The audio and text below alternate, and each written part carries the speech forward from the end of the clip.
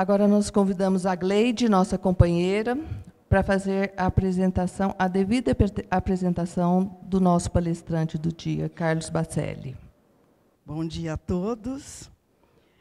Carlos Bacelli, nascido em Uberaba, Minas Gerais, 9 de novembro de 1952, filho de Rodolfo Bacelli e Maria Odete Prata Bacelli, é pai de 2 filhos, Tiago e Marcela, formado em odontologia, funcionário aposentado da Empresa Brasileira de Correios e Telégrafos. Coopera com as atividades das Casas Espírita Bittencourt Sampaio e fundador de outras instituições, e também fundador de outras instituições e como escritor e jornalista, autor de várias obras. Foi diretor da Aliança Espírita de Uberaba, secretário da Comunhão Espírita Cristã, antiga casa de trabalho do médium Chico Xavier. Foi colaborador de A Flama Espírita, um mensário de Uberaba. Ele é apresentador de TV do programa Espiritismo Explicando. E, atualmente, dirige o Lar Pedro e Paulo e mantém atividades de psicografia, atendendo pessoas que buscam palavras de consolo. Apresenta programa radiofônico na Próxima Dimensão, da Rádio Boa Nova, de Guarulhos, São Paulo, e pela TV Mundo Maior, o programa Mediunidade Hoje. Então, com vocês, Carlos Bacelli. Queridos irmãos e irmãs, que Jesus nos abençoe. É com grande alegria que estamos uma vez mais em Franca, participando da realização deste segundo mês espírita Chico Xavier. Uma homenagem mais do que justa, porque também uma oportunidade para nos recordarmos da figura extraordinária de Chico Xavier, que, sem dúvida alguma, teve, tem e terá sempre um papel preponderante, fundamental na divulgação da doutrina espírita. Nós podemos dividir o movimento espírita no Brasil, e por que não dizer no mundo, em antes e depois de Chico Xavier. Chico Xavier veio à Terra para dar complemento à obra da codificação, para que, por seu intermédio, os espíritos superiores pudessem atualizar a codificação kardeciana, não que ela estivesse, ou esteja, ou venha a estar ultrapassada, jamais, mas porque havia necessidade de que o Espiritismo, codificado no século XIX, se projetasse no século XX e também no século XXI. A obra mediúnica de Chico Xavier permitiu, como permite, que a doutrina espírita continue em seu tríplice aspecto sempre atual. Uma doutrina codificada, repetindo, em meados do século XIX que veio para o século XX, o século de Chico Xavier, e se projetou para o século XXI, no alvorecer deste terceiro milênio. E Chico Xavier, sem dúvida, pode ser considerado a maior antena mediúnica, a maior antena psíquica ou parapsíquica de todos os tempos. Evidentemente que nós não estamos aqui nos referindo a Jesus Cristo. Jesus Cristo era médium de Deus. Eu e o Pai somos um. Jesus Cristo era e é para a humanidade médium divino. Nós estamos nos referindo aos médiuns nascidos de mulher. Dos médiuns nascidos de mulher, como Jesus se referiu ao profeta João Batista, dos nascidos de mulher, João é o maior. Dos médiuns nascidos de mulher, sem dúvida alguma, Chico Xavier foi o mais completo. Estudando a codificação, estudando principalmente o Livro dos Médiuns, que é um tratado sobre mediunidade, aliás, o primeiro tratado escrito sobre mediunidade, nós percebemos que Chico Xavier era detentor de várias faculdades mediúnicas. Chico Xavier era médium de efeitos físicos, participou durante algum tempo como médium de efeitos físicos, tanto em Pedro Leopoldo quanto em Uberaba. Aliás, Chico Xavier sempre exerceu a faculdade mediúnica de efeitos físicos, porque, valendo-se dele, os espíritos magnetizavam os vasilhames com água, perfumavam os vasilhames com água, perfumavam lenços que Chico Xavier entregava, gotejando perfume a diversas pessoas. Através da mediunidade de efeitos físicos de Chico Xavier, os espíritos, por exemplo, tinham oportunidade, durante as sessões de psicografia, de realizar verdadeiras intervenções cirúrgicas. Fato muito pouco conhecido e muito pouco estudado pelos seus biógrafos. Chico Xavier, em Pedro Leopoldo, em Uberaba, mas principalmente em Uberaba, nós tivemos oportunidade de conviver com Chico Xavier estreitamente em Uberaba durante mais de 30 anos, acompanhando a sua trajetória, desde quando, com 17 anos, começamos a frequentar a comunhão espírita cristã, um pouco antes do início da década de 70. E nós testemunhamos, nós podemos testemunhar que Chico Xavier atuava o tempo todo como médium de efeitos físicos, embora os fenômenos não acontecessem de maneira ostensiva. Em Pedro Leopoldo, não. Em Pedro Leopoldo, no começo da década de 50, final da década de 40, começo da década de 50, em companhia de um outro grande médium de efeitos físicos que o Brasil conheceu, Peixotinho. Peixotinho, depois de Chico Xavier, talvez tenha sido o maior médium de efeitos físicos que apareceu no Brasil.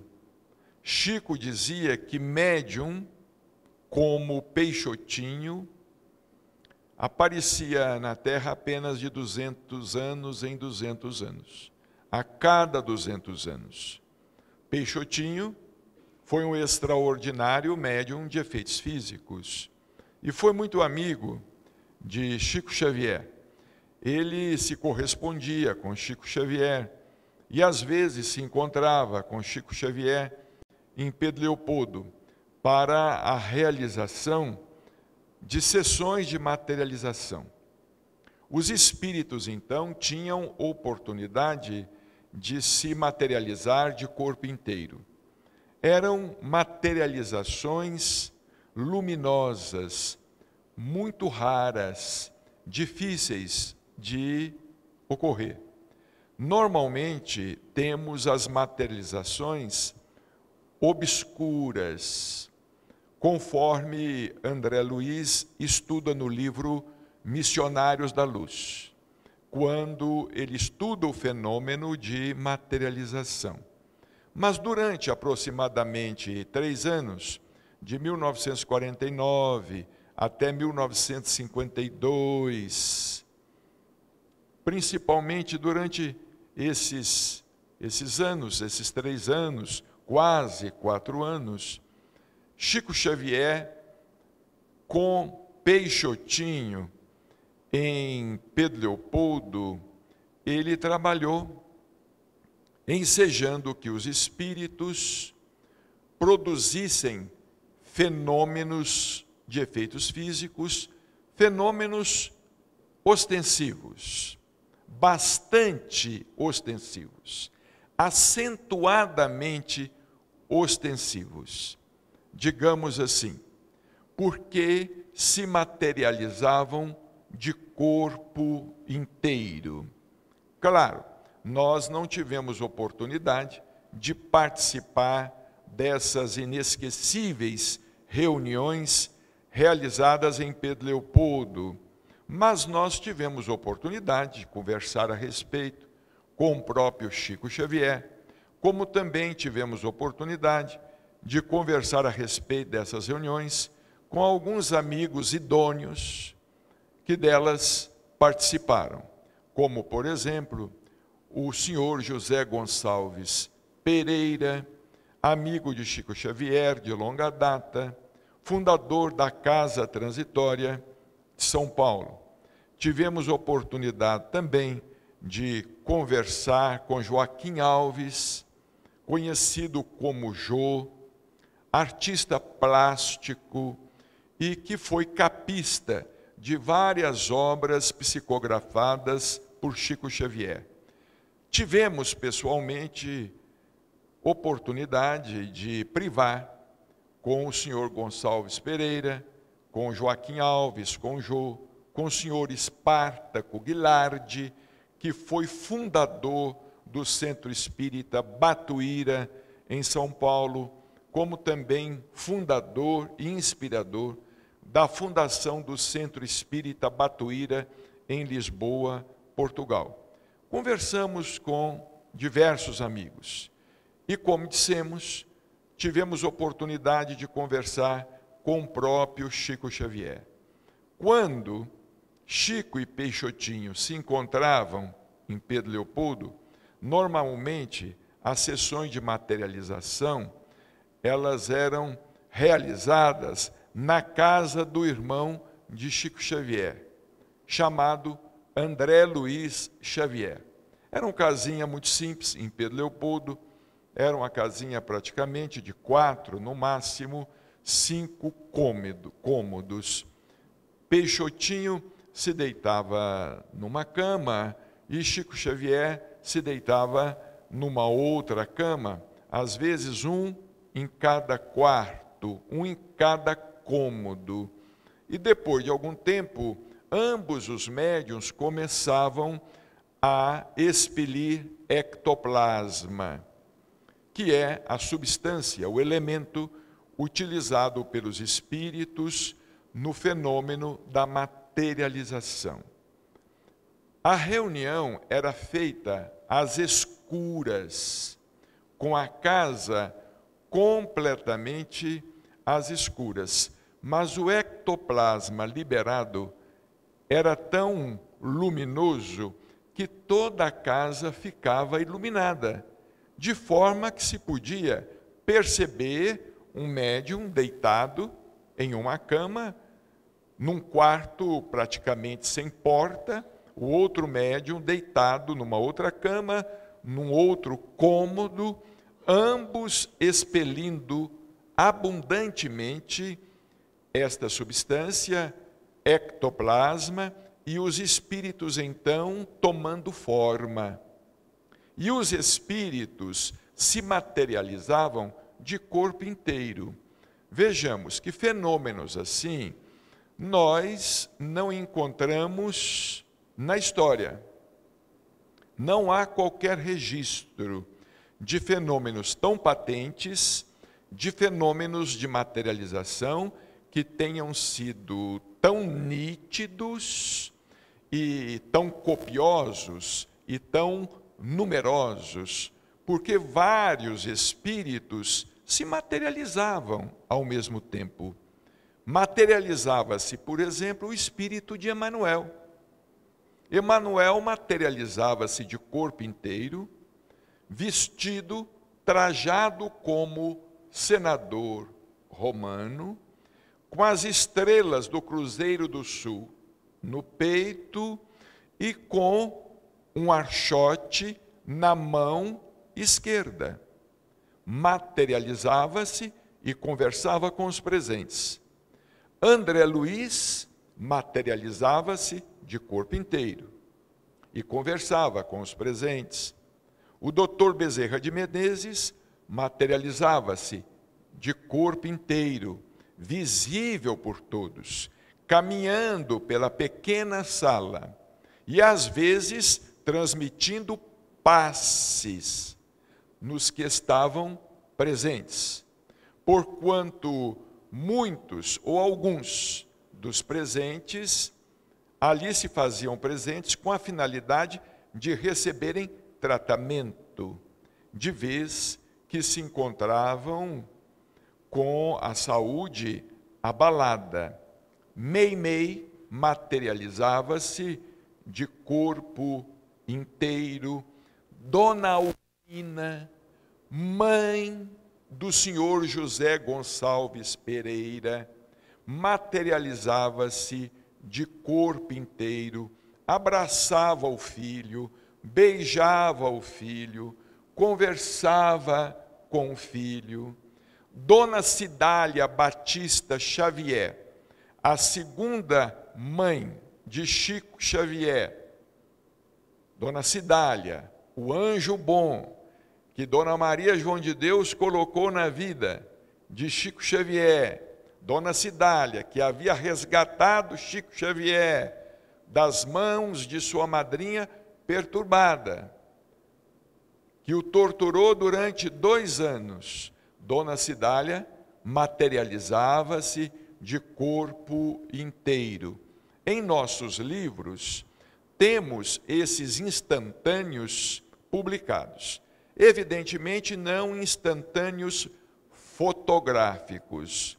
Mas Jô era um artista plástico, um desenhista extraordinário.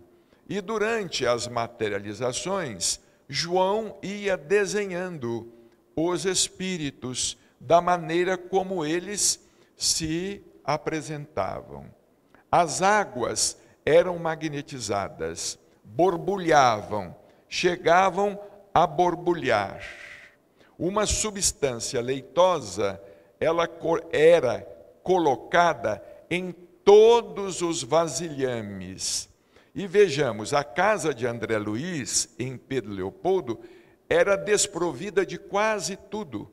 Era uma casa muito pobre. Chico Xavier residia também numa casa muito pobre. A família de Chico Xavier era muito pobre. A casa quase que não contava com mobiliário algum.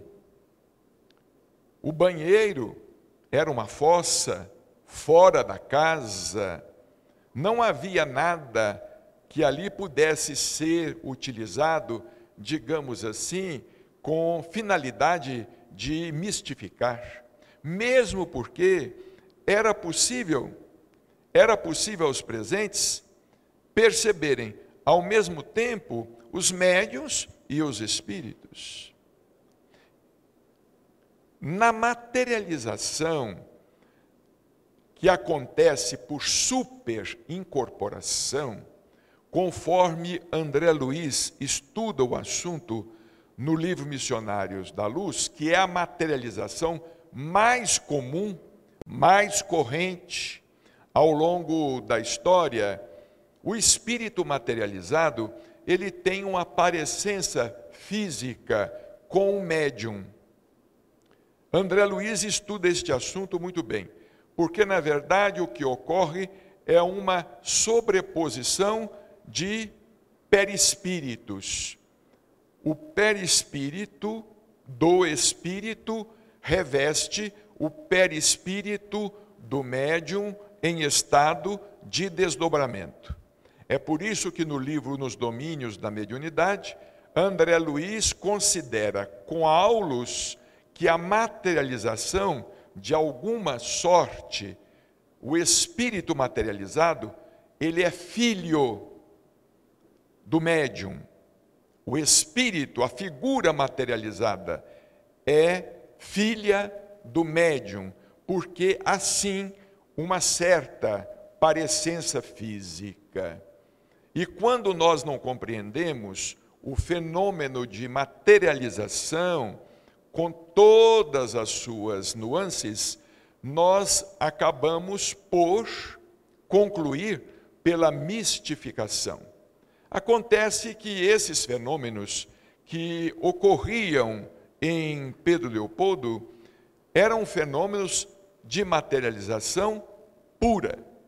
O espírito se materializava ele mesmo com seus traços fisionômicos, com a sua estatura, materializava-se ele mesmo de corpo inteiro, com detalhes impressionantes. Ao fim do ano de 52, Emmanuel recomendou a Chico Xavier que aquelas reuniões fossem suspensas, porque evidentemente estavam começando a chamar muito a atenção, principalmente da imprensa, e que a missão de Chico Xavier era sim a de materializar, mas a de materializar o pensamento dos espíritos através dos livros. Os pensamentos dos espíritos é que precisavam ser materializados. E Chico Xavier necessitava concentrar-se na tarefa do livro, que foi a tarefa, praticamente a tarefa de sua vida no campo da psicografia. Esses fenômenos assim tão ostensivos, então, pararam de acontecer.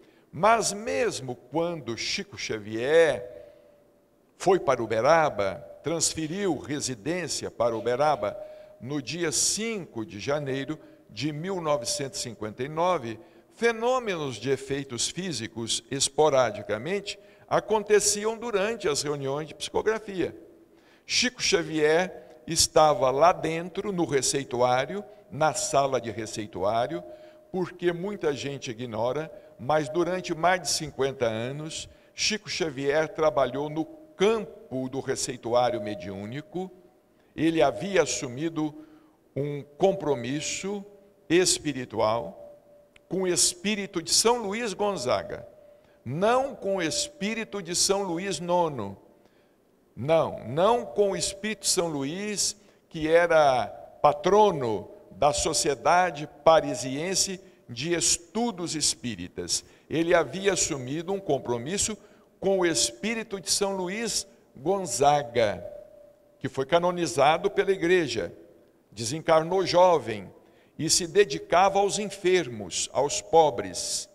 Durante mais de 50 anos, Chico Xavier trabalhou como médium receitista.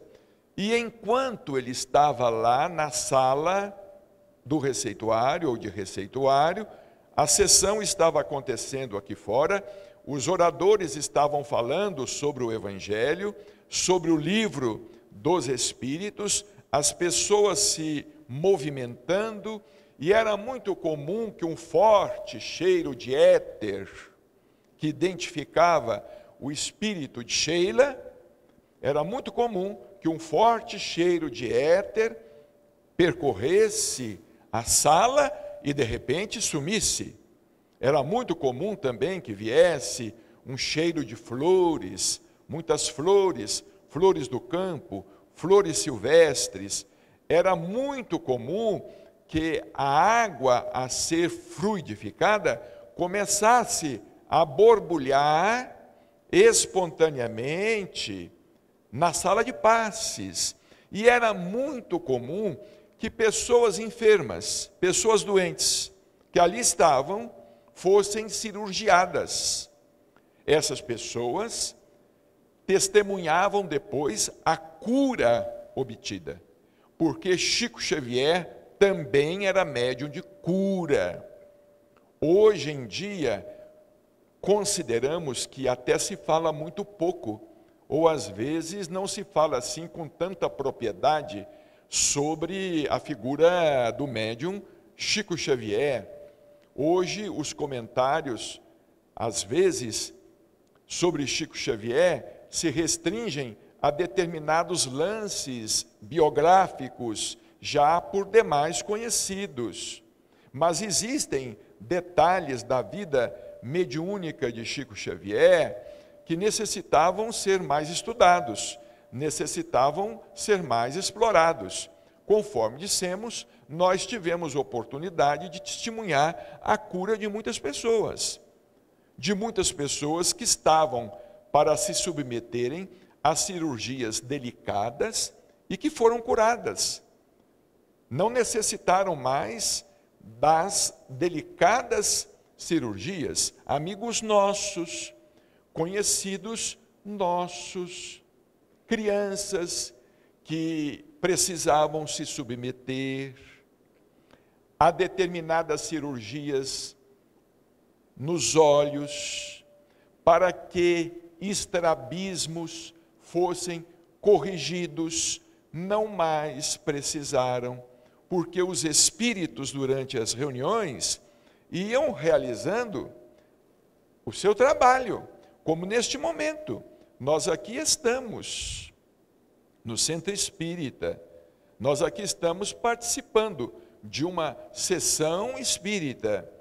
E claro, os benfeitores espirituais disponíveis, os benfeitores espirituais que porventura aqui possam estar e que prestam trabalho junto a esta casa, segundo os nossos méritos e principalmente segundo as nossas necessidades, não é? Esses espíritos estão atuando. O que nós queremos dizer é o seguinte, que a história não fala de nenhum médium de efeitos físicos com o potencial revelado por Chico Xavier. Nem mesmo Florence Cook, através das pesquisas de William Crookes, ela que foi uma médium extraordinária, nem mesmo Eusápia Paladino, nem mesmo Madame de Esperance, nem mesmo Daniel Douglas Home, nem mesmo nenhum dos profetas do Antigo Testamento, ou mesmo do Novo Testamento, foram médiuns tão completos quanto Chico Xavier. Alguém pode estar aqui questionando, mas Moisés, ele dividiu as águas do Mar Vermelho. É certo, mas Moisés não escreveu mais de 500 livros. Aliás, Moisés não escreveu nem o Decálogo, né? Moisés, como legislador hebreu, ele participou da redação dos 5 primeiros livros bíblicos, o chamado Pentateuco bíblico ou mosaico, que são os 5 primeiros livros da Bíblia, não é? Mas vejamos, Chico Xavier no campo da mediunidade e efeitos intelectuais. Agora analisemos rapidamente Chico Xavier como antena mediúnica no campo das faculdades intelectuais. No campo das faculdades intelectuais, o trabalho de Chico Xavier, sem dúvida alguma, superou o trabalho, inclusive, das irmãs Budan. Superou, inclusive, o trabalho de Ruth Céline Jaffé. Superou, inclusive, o trabalho de Hermance Dufault. Superou o trabalho de qualquer médium, de qualquer um daqueles médiums. Porque aqueles médiums cooperaram com a codificação durante certo período e depois desapareceram de cena, a conselho da própria espiritualidade superior. As irmãs Budan, por exemplo, após a escrita, principalmente de O Livro dos Espíritos, elas desaparecem de cena. Elas vão ter as suas vidas pessoais. Elas se casam e certamente tiveram filhos. E Allan Kardec, para preservá-las, para defendê-las, o mundo espiritual para preservá-las, para defendê-las, porque certamente elas haveriam de ser perseguidas e haveriam de ser tão injuriadas quanto injuriadas foram posteriormente as irmãs Fox, através das quais os fenômenos tiveram o seu começo no dia 31 de março de 1848, em Hydesville, na América do Norte. Estudando a vida das irmãs Fox, nós sabemos que elas sofreram muitas perseguições, foram muito caluniadas, elas sofreram tanto que chegaram ao desequilíbrio. Algumas das irmãs Fox passaram, no final da existência, infelizmente, elas passaram a mistificar determinados fenômenos quando eles não aconteciam diante de numerosa assembleia, porque elas passaram a dar espetáculos públicos. E Allan Kardec escreveu em O Livro dos Médiuns que o espiritismo verdadeiro jamais se exibiria em tablados de parques de diversões. Como médium de efeitos intelectuais, Chico Xavier é insuperável, na história é insuperável. Não se tem notícia de uma criança de 4 anos de idade, 4 para 5 anos de idade, conversando com os espíritos, não brincando com os espíritos. Uma criança de 4 anos brincando com os espíritos, ele já entabulava diálogos com os espíritos. E ele, próprio Chico Xavier, chegou a afirmar para diversos amigos que ele não sabe explicar o motivo, mas que aos 5 anos de idade, ele já tinha todo o Evangelho segundo o Espiritismo na sua cabeça. Como é que nós podemos explicar um fenômeno desse? Nós não vamos crer que Chico Xavier pudesse mentir. A vida de Chico Xavier não foi uma mentira. Nós sabemos que uma mentira não dura tanto. Uma mentira não dura 75 anos. A vida mediúnica de Chico Xavier durou 75 anos. Abrindo aqui um parênteses, nós nos recordamos de que certa vez na Comunhão Espírita Cristã de Uberaba, surgiu um psicólogo alemão que veio ao Brasil para estudar os fenômenos parapsicológicos. um grande psicólogo alemão, e ele foi a Uberaba. Ele veio ao Brasil para estudar diversos fenômenos, diversos médiuns, diversos sensitivos. E ele ouviu falar no médium Chico Xavier, no médium psicógrafo Chico Xavier. E através de um tradutor, evidentemente, porque ele não falava português, e nem Chico Xavier, até onde sabemos, não se pronunciava em alemão. Mas ele foi à sede da Comunhão Espírita Cristã e começou a interrogar Chico Xavier, fazendo diversas perguntas. E ele fez uma pergunta a Chico Xavier: há quanto tempo o senhor está na mediunidade da escrita mecânica, da chamada escrita mecânica? Para nós, psicografia, não é? Chico respondia a ele: ah, meu filho, há muito tempo, porquanto Chico sempre se esquivava, ele não estimava o confronto com os doutores da lei, fossem eles espíritas ou não, porque muitas vezes Chico também se defrontava com doutores da lei espíritas, que se diziam teólogos, profundos conhecedores do Espiritismo, quando o Espiritismo na atualidade não conta com nenhum profundo conhecedor. Quem mais conhecia Espiritismo na Terra era Chico Xavier e desencarnou. Todos nós estamos estudando. Podemos dizer que estamos nas primeiras letras. Claro que alguns leem mais, estudam mais, buscam entender mais. Mas ninguém é doutor em Espiritismo. Ninguém é doutor em Espiritismo. Evidentemente, ninguém pode ser chamado de profundo conhecedor. O psicólogo insistia com Chico Xavier: há quanto tempo? Aí o Chico respondeu a ele, naquele momento ali, ele respondeu a ele, pressionado. Chico disse a ele: ah, meu filho, eu estou na mediunidade e psicografia há mais de 50 anos.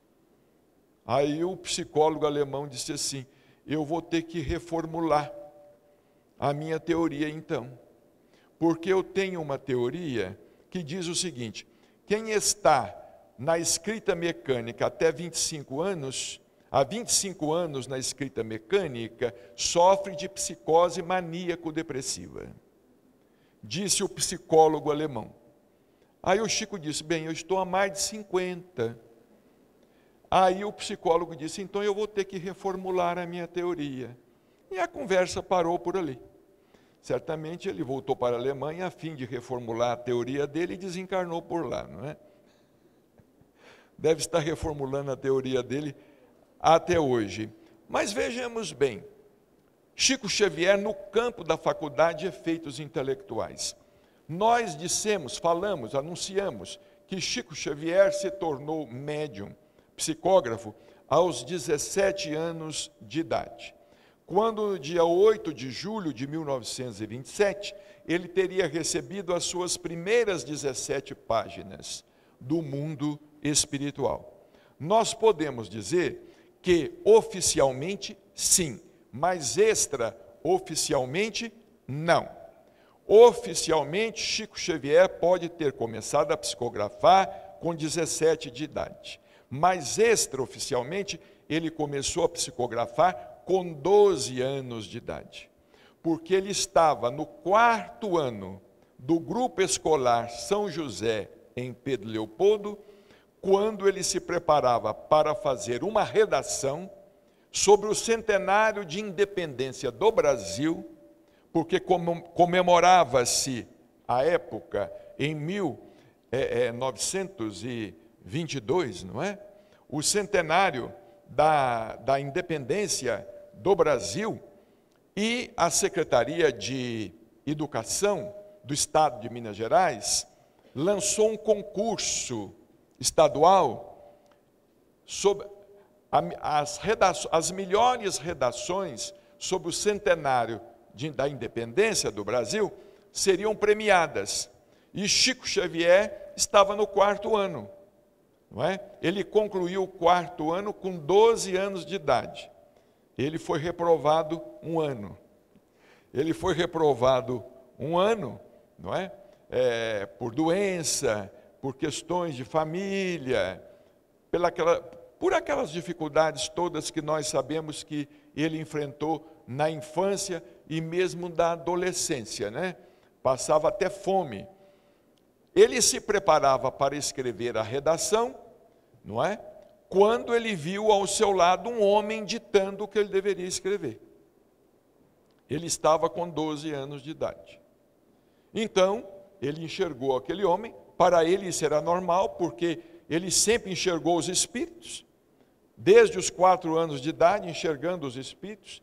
Não se tem notícia de uma mediunidade tão prematura, tão precoce assim, no mundo todo não se sabe, não é? E digamos assim, esse inter-relacionamento, esse relacionamento com o mundo espiritual sendo constante. Nós não estamos nos referindo a visões esporádicas. A visões esporádicas que acontecem esporadicamente. Também não estamos nos referindo a clareaudiências esporádicas, a audições esporádicas. Não. Chico, durante o tempo todo, era médium. É uma coisa curiosa isso, né? Que a gente também não fala, né? Porque normalmente a gente pergunta assim, você é médium? A pessoa diz assim, sou. Eu frequento, eu vou ao centro tal, no dia tal, eu sou médium. No dia tal, eu sou médium. Aí nos outros dias, o que você é? Nas outras horas, o que você é? Eu vou lá no Judas Iscariotes, no dia tal, e durante das 8 às 10 da noite, eu sou médium. Sou médium de incorporação. Escuta, aí das 10 às 12 você não é médium mais, das 22 às 24, e no outro dia da sessão você não é mais médium? Que negócio é esse? Mediunidade é uma faculdade inerente? É um sexto sentido? Ou é um chapéu que a gente coloca na cabeça e tira a hora que quer? Não é? Hoje é dia de sessão no centro. Eu vou pegar o meu chapéu da mediunidade, põe na cabeça, eu vou para o centro. Quando eu chegar do centro, eu tiro o chapéu de penduro no chapeleiro. Não sou mais médium. Com Chico Xavier não era assim. Chico Xavier, ele foi médium em tempo integral a vida inteira. Ser médium era a natureza de Chico Xavier. Por isso que o professor Herculano Pires, no estudo feito, sobre Chico Xavier, foi publicado até na revista Planeta, que hoje não existe mais. Nós até tivemos a oportunidade de transcrever esse estudo do professor Herculano Pires, que era um estudioso da doutrina, um grande estudioso da doutrina, autor de vários livros. Ele dizia que Chico Xavier era o homem psi, ou seja, o homem do futuro. O homem psíquico, o homem do futuro. Porque Chico Xavier, ele era interexistente. Ele era médium o tempo todo. Ele não era médium só quando ele ia para a sessão. Ele não era médium só quando ele caía em transe. Chico Xavier vivia em transe, não ostensivo. Quando a gente conversava com Chico, sinceramente, a gente nunca sabia com quem a gente estava conversando. Se era com ele ou se era com os espíritos. Porque parecia o seguinte, que um ouvido dele era dado para nós encarnados, o outro era dos espíritos. Parecia que aquele olho bom dele era dos encarnados, o olho doente era dos espíritos. Aquele olho dele doente, quase cego, era o olho com que ele enxergava o mundo espiritual. É por isso que a gente fala o seguinte, que Chico Xavier era a maior antena mediúnica, por esses pouquíssimos motivos que nós estamos enumerando aqui, não é? Mas com 12 anos de idade, ele psicografa, não é? Ele vê aquele homem, a história que vocês sabem, a professora estava lá na frente, ele levanta o dedo e pede para ir conversar com ela. Fala assim, ó dona Rosália, tem um homem ali ao meu lado que está ditando o que eu devo escrever. Está ditando o que eu devo escrever. Vejamos a honestidade dele, né? Porque eu acho que nenhum de nós aqui se não saísse correndo com medo, a gente ia fazer a prova caladinho, não ia? Fazer a prova caladinho e assumir a autoria do texto. Não, esse texto é meu. Para ganhar uma nota boa, não é? Para receber uma nota boa, principalmente sendo uma prova de redação, não é? Mas aí ele foi conversar com a professora falou com ele, olha Chico, o que ele está dizendo você para escrever? O Chico falou a frase, que era mais ou menos assim, não é? O Brasil descoberto por Pedro Álvares Cabral pode ser considerado o mais precioso diamante do mundo, que logo passou a ser engastado na coroa portuguesa. Era assim que ele começava a redação. A professora ficou admirada do conteúdo daquela redação. Ó, Chico, volta lá, fica quietinho, faz a sua prova, não comenta nada com ninguém, não. Porque ele já era tido como lunático. Ele era chamado de sonâmbulo na família. Quando o padre Sebastião Scarzelli, de Pedro Leopoldo, conseguiu emprego para ele na fábrica de tecidos, o pai dele estava se preparando para levar ele para o sanatório, falando que ele era louco, porque ele levantava à noite e começava a dar notícias dos mortos de Pedro Leopoldo.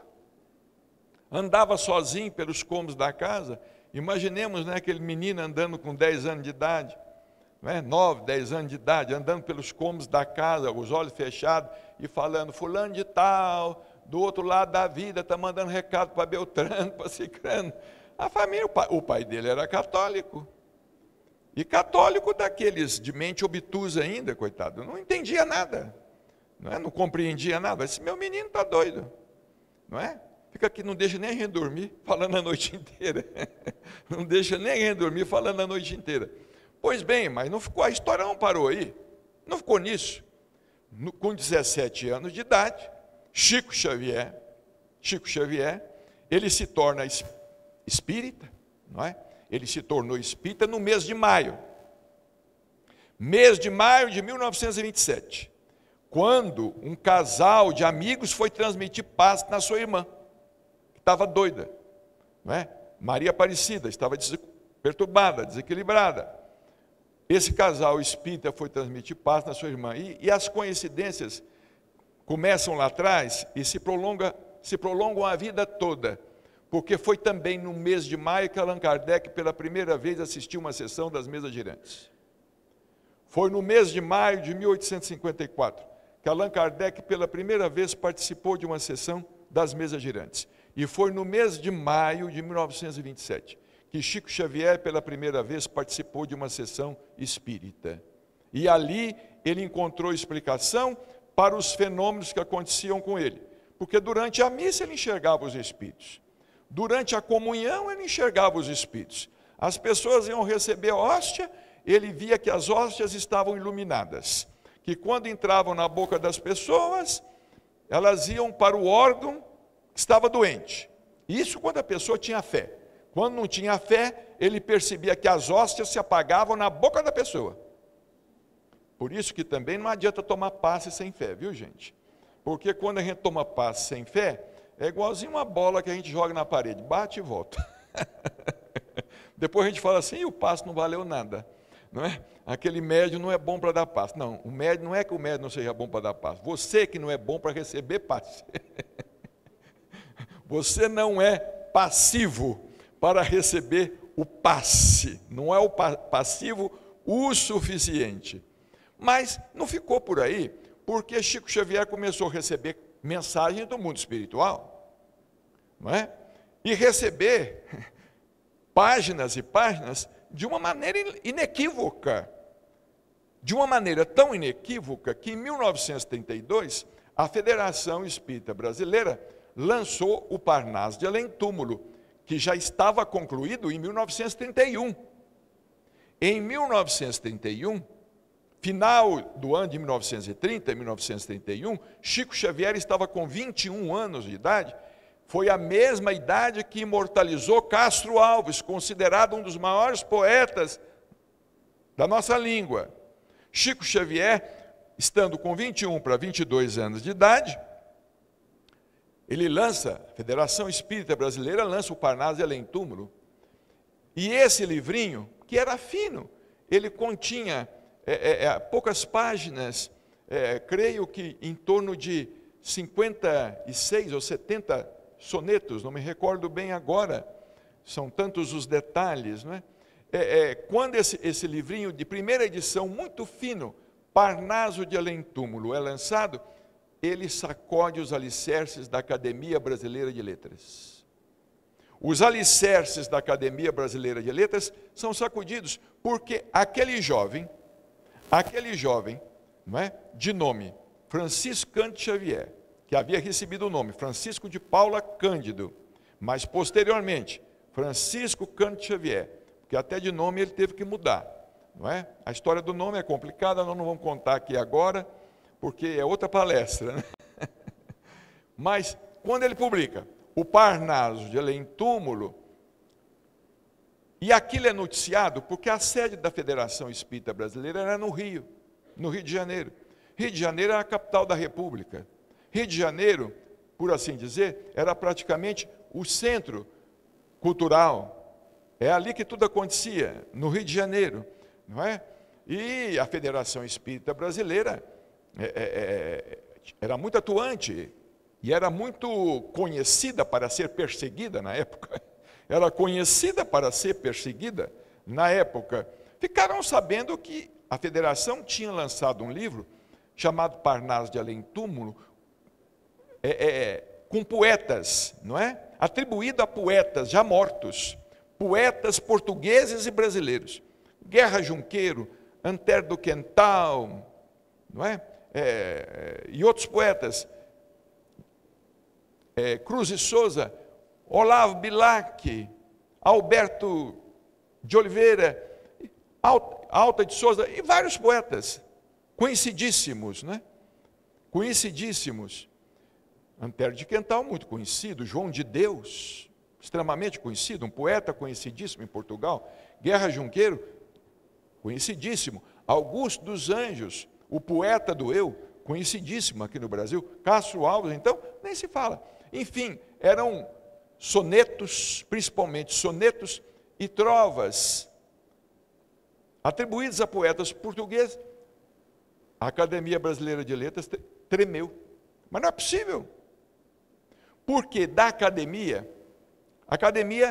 Brasileira de Letras era composta no passado e até hoje pelos considerados intelectuais. Intelectuais da língua. Não é? E aqueles grandes poetas do passado, não é? Que pertenciam à Academia Brasileira de Letras, como por exemplo, o Humberto Campos fazia parte da Academia Brasileira de Letras, não é? Eles sabiam que não era fácil conceber, não é? Conceber um soneto. A coisa mais difícil era conceber um soneto. E quando eles ficaram sabendo que Chico Xavier, um menininho, de 21 anos de idade, analfabeto, ou semi-alfabetizado, até o 4º ano primário, semi-alfabetizado, pobre, doente de um olho, pobre, havia lançado um livro desse, não é possível. As investigações começaram. O jornal O Globo mandou repórteres a Pedro Leopoldo, aquela confusão toda, não é? Eu sei que a partir de 1932, Chico Xavier então sai do anonimato. Ele sai do anonimato, e não vou dizer que tira o espiritismo do anonimato, mas ele leva o espiritismo a outro nível de interesse. Ele coloca o espiritismo em discussão. Ele coloca o espiritismo para ser discutido nos meios acadêmicos, com a publicação do livro Parnaso de Além Túmulo. Então a tarefa de Chico Xavier extrapola tudo aquilo que a gente possa falar rapidamente. Ele leva o espiritismo para ser discutido nos meios acadêmicos, e aquela polêmica continuou pelo tempo afora. Humberto de Campos se manifestou favorável.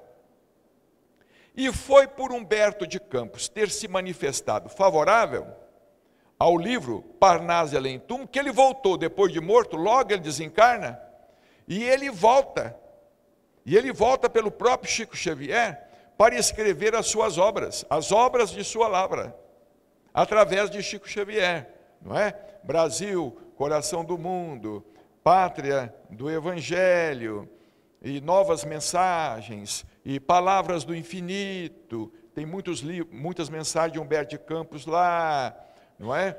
Contos e apólogos, crônicas de além-túmulo, reportagem de além-túmulo, e vai por aí afora, uma série de livros, até que em 1944, há aquele processo da família de Humberto de Campos, contra a Federação Espírita Brasileira e contra o médium Chico Xavier.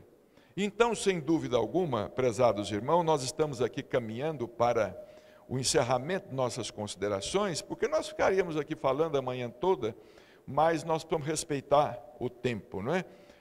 Em trocados e miúdos, não se pode apontar na história da humanidade um médium tão completo e que tenha sido médium durante tantos anos, durante tanto tempo, e que tenha produzido tanto no campo da mediunidade de efeitos físicos e principalmente no campo das faculdades intelectuais. Hoje, nós temos aí mais de 500 livros. Quando Chico Xavier desencarnou, eram 412, mas tem muita mensagem por aí esparramada. Aqui em Franca mesmo deve ter um punhado, porque eu me recordo que ia muita gente de Franca em Uberaba para receber a mensagem. Muita gente recebeu mensagem de Chico Xavier aqui de Franca. De todas as cidades do Brasil, Chico Xavier recebia a mensagem. E não era só de Emanuel, André Luiz, não. Ele recebeu de centenas e centenas e centenas de remetentes do mundo espiritual, aos destinatários da terra. Cartas específicas, cartas chamadas consoladoras, que eu acho que é até um modo pejorativo de chamar esses comunicados. São mensagens consoladoras? Sim, mas esclarecedoras também? Por que só consoladoras? O que consola esclarece, o que esclarece consola, não é? Pode ser que a família receba aquilo como consolo, mas há muito conteúdo nessas páginas. Por exemplo, nessas centenas ou milhares de cartas que Chico Xavier recebeu durante 75 anos do mais legítimo mandato mediúnico que se tem na história, não é? Do qual os imitadores que andam por aí, os mais novos e os mais velhos, não podem nem chegar nos pés. Não podem nem chegar nos pés. É como disse João Batista a respeito de Jesus: olha, eu estou batizando vocês com água, mas aquele que vem depois de mim, ele vai batizar vocês com Espírito, e eu não sou digno de levar as sandálias que ele calça. Eu não sou digno de desatar os nós de suas sandálias. De suas sandálias. Então, vejamos bem, Chico Xavier, sem dúvida alguma, é o legítimo continuador da doutrina espírita, como nós dissemos no início aqui da nossa preleção. Pegou o espiritismo no século XIX, trouxe para o século XX e projetou para o século XXI. De sorte que nós temos hoje no espiritismo uma doutrina atualíssima. Atualíssima em face da ciência, em face da filosofia e em face da religião. O espiritismo não teme a ciência. O espiritismo deseja o progresso da ciência. E o progresso da ciência materialista, por incrível que pareça, o progresso da ciência até então materialista, hoje pendendo para o espiritualismo, principalmente no campo da física quântica, esse progresso vem confirmando o que o espiritismo diz, o que Allan Kardec disse em suas obras e sustentou, e que os espíritos disseram através de Chico Xavier, a partir de Emanuel e André Luiz, principalmente, quando André Luiz vem nos falar a respeito das múltiplas dimensões. André Luiz pegou o mundo espiritual, vejamos bem, não é? Vamos entender isso. Com Allan Kardec, o mundo espiritual era singular. Com André Luiz, o mundo espiritual é plural. André Luiz acrescentou um S, mundos, e outro S, espirituais, é o que a física quântica está dizendo hoje. Hoje, hiperespaço, multiverso, múltiplas dimensões, porque a matéria existe em estado que nós desconhecemos. E encerrando, para culminar as nossas considerações nesta manhã, isso tudo sem mencionar a vida verdadeiramente apostolar de Chico Xavier. Como se não bastasse ter sido um grande médium dos espíritos, ele foi um grande médium de si mesmo, da grandeza de seu espírito. Ele foi um grande médium do amor que ele trazia no coração pelos semelhantes. Porque a obra psicografada por Chico Xavier foi sancionada pelo exemplo. A obra de Chico Xavier não precisa ser sancionada por ninguém. Não precisa do aval de ninguém. E não precisa do aval nem do nome dos espíritos. Nem do nome dos espíritos. Porque Emmanuel era um ilustre desconhecido. André Luiz também é pseudônimo. Meimei também é pseudônimo. Humberto de Campos teve que deixar de ser Humberto de Campos para ser irmão X. A obra de Chico Xavier, ela é referendada por ele, pela sua moral e pela sua grande elevação. Como a codificação espírita, o Pentateuco kardeciano, foi referendada pela moral ilibada do professor Hipólito Leon Denizar Rivaio. Que Jesus nos ampare e abençoe sempre.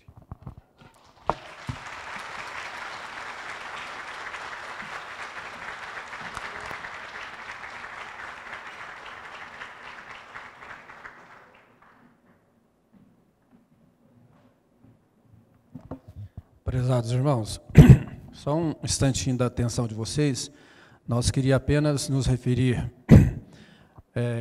aproveitando, né, aí chegando o aniversário de Chico Xavier, e a fala do nosso irmão Bacelli, está aqui esse livro, Chico Xavier, Fenômeno Humano e Mediúnico, 100 anos de Chico Xavier, em sua biografia mais completa. Essa obra, ela vai contando os fatos principais da vida de Chico Xavier, que é impossível colocar num livro só. Os fatos mais importantes do nascimento até a desencarnação de Chico Xavier em ordem cronológica. Então, está aí Chico Xavier, Fenômeno Humano e Mediúnico, quando ele completou, este livro foi quando ele completou 100 anos de mediunidade.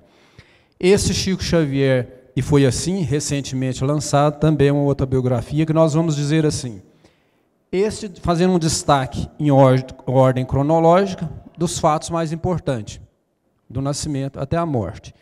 E esse, de uma forma, vamos dizer assim, com fatos, narrando a intimidade de Chico Xavier, onde a gente pode ver mais de perto, conhecendo a personalidade do grande médium mineiro, né, de Chico Xavier, muitos fatos que são desconhecidos do grande movimento espírita. Está aí Chico Xavier, e foi assim.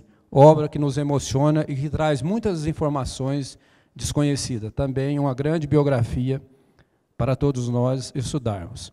E nós estamos em festa, né, o nosso irmão Bacelli não gosta que fala, mas depois que a gente perde o microfone, não tem mais jeito, pega o microfone, não tem mais jeito, a gente fala assim mesmo. Nosso irmão Bacelli começou lá com o apoio de Chico Xavier, psicografando os primeiros livros, a parceria, psicografou com ele 10 livros em parceria, e hoje nós estamos comemorando 200 livros publicados por Carlos Bacelli, que esse é o livro de número 200, Caravelas do Cristo, 50 anos de mediunidade. Nosso irmão Bacelli está na lida espírita, já completando este ano, 50 anos de mediunidade e 200 obras publicadas, que é este aqui, Caravelas do Cristo, que está aqui à disposição. Aqueles que assim desejar, o nosso irmão Bacelli vai autografar. A venda dos livros é em benefício do Grupo Espírita Maria de Nazaré, que é uma editora no estado de São Paulo, na cidade de Votuporanga, estado de São Paulo, e também do Lar Espírita Pedro e Paulo, que é um lar de idosos que abriga 30 velhinhos na cidade de Uberaba. Então, obrigado a todos.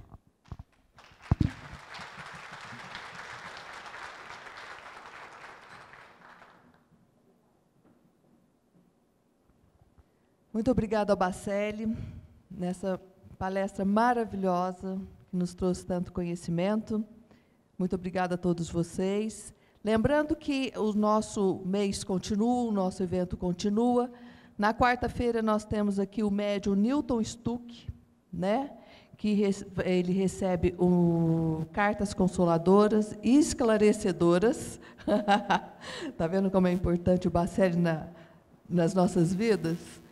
E ele, juntamente com o Newton, no dia, na quarta-feira, dia 10, vão estar 2 palestrantes, porque eles nos pedem 2 palestrantes para que as pessoas para que não tenha conversas paralelas no salão, enquanto ele está recebendo. Então, nós vamos ter 2 palestrantes, no dia 10, quarta-feira, início às 18 horas, né? E a Marleninha Essado vai estar aqui com a gente às 19 horas falando sobre Jesus. E também o Emanuel de Conquista vai estar aqui com a gente palestrando às 20 horas sobre os pioneiros do Espiritismo no Triângulo Mineiro, entrando aí a vida de Eurípides, vida e obra de Eurípides Barçanufo, né? No dia 19 e 20, né, quinta e sexta-feira, não, desculpa, gente, sexta e sábado, vai estar aqui com a gente o Jacó Melo, grande estudioso do magnetismo. O Jacó Melo, nós vamos estar em parceria, em conjunto já com a Semana do Livro, que vai estar dentro da Semana do Livro, organizado pela Idefran, Felipe Salomão e Fernando Palermo. Então, nós vamos estar em conjunto com eles, com o Jacó Melo, né, que vem trazendo os seus estudos, as suas explanações sobre o magnetismo, e principalmente sobre o último livro dele, se eu não me engano, é o último, A Cura da Depressão através do Magnetismo, né, que é um tema tão atual que uma realidade nossa, né? E, para terminar o nosso evento, no dia 27, nós receberemos o Dr. Jaider Rodrigues, psiquiatra, e que vem com um tema também, finalizando, porque o evento foi planejado em cima desse tema, né? Mediunidade e doença mental, com o Dr. Jaider, psiquiatra, Dr. Jaider Rodrigues. Ele é presidente do Hospital Psiquiátrico André Luiz, em Belo Horizonte. Dia 27, então, o Dr. Jaider faz o encerramento do nosso evento. Agora vamos chamar aqui o Marco Paulo de Espírito, que vai fazer a prece de encerramento para a gente.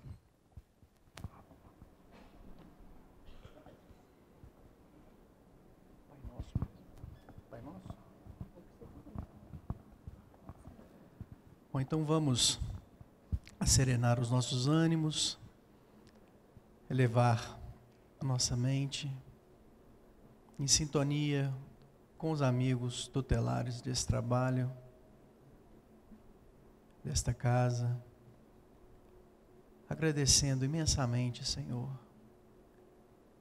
pela presença de Chico Xavier em nossas vidas, pela oportunidade de estarmos caminhando tão próximo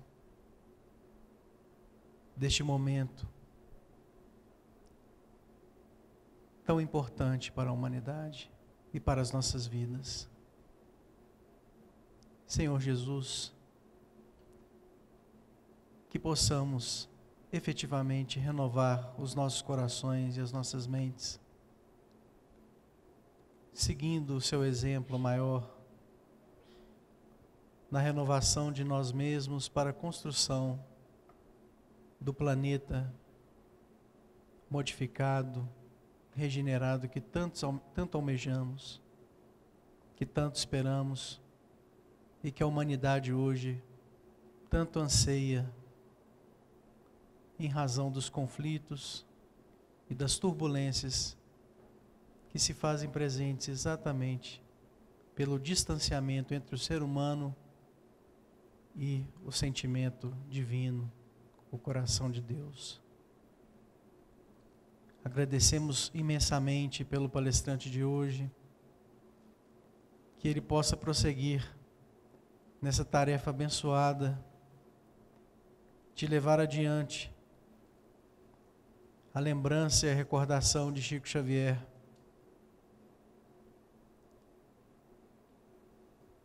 para que o Espiritismo possa caminhar sempre com imensa gratidão, preservando a memória e efetivamente incorporando tudo quanto foi trazido por este grande médium, o maior investimento do plano espiritual no nosso planeta nos últimos tempos. E que assim possamos também aproveitar o esforço deste grande tarefeiro, que não pode ter sido em vão, esforço esse que começa do nosso empenho de nos dedicarmos a essas obras maravilhosas. Senhor, ilumina este ambiente, essa cidade, e que este evento possa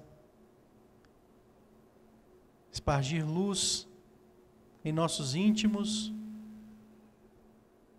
e a boa nova do Espiritismo para onde for possível. Agradecemos imensamente pela oportunidade, pedimos a proteção no retorno aos nossos lares, às nossas casas, para o nosso próximo reencontro. Que assim seja, graças a Deus.